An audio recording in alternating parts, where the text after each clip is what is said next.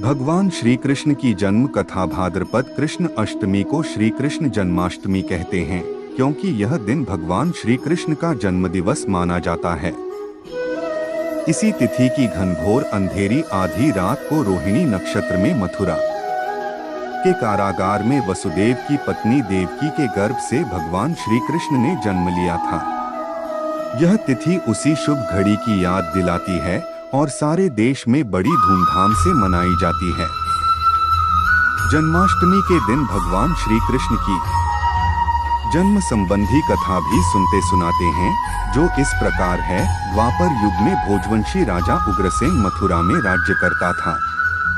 उसके आत्ताई पुत्र कंस ने उसे गद्दी से उतार दिया और स्वयं मथुरा का राजा बन बैठा। कंस की एक बहन देवकी थी, जिसका विवाह वसुदेव नामक यदुवंशी सरदार से हुआ था। एक समय कंस अपनी बहन देवकी को उसकी ससुराल पहुंचाने जा रहा था। रास्ते में आकाशवाणी हुई, हे कंस, जिस देवकी को तू बड़े प्रेम से ले जा रहा है, उसी में तेरा काल बसता है।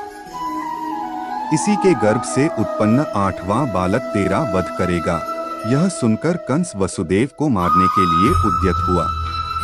तब देवकी ने उससे विनयपूर्वक कहा, मेरे गर्भ से जो संतान होगी उसे मैं तुम्हारे सामने ला दूंगी। बहनोई को मारने से क्या लाभ है? कंस ने देवकी की बात मान ली और मथुरा वापस चला आया। उसने वसुदेव और देवकी को कारागृह में डाल दिया। वसुदेव देवकी के एक एक करके 7 बच्चे हुए और 7 को जन्म लेते ही कंस ने मार डाला। अब 8वां बच्चा होने वाला था। कारागार में उन पर कड़े पहरे बैठा दिए गए। उसी समय नंद की पत्नी यशोदा को भी बच्चा होने वाला था। उन्होंने वसुदेव देवकी के दुखी जीवन को देख 8वें बच्चे की रक्षा का उपाय रचा।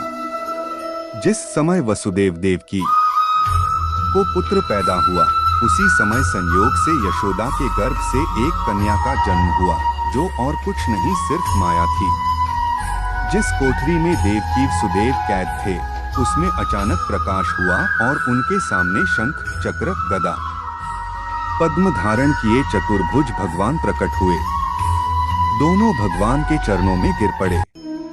तब भगवान ने उनसे कहा, अब मैं पुनः नवजात शिशु का रूप धारण कर लेता हूँ। तुम मुझे इसी समय अपने मित्र नंद जी के घर वृंदावन में भेज आओ और उनके यहाँ जो कन्या जन्मी है उसे लाकर कंस के हवाले कर दो। इस समय वातावरण अनुकूल नहीं है, फिर भी तुम चिंता न करो।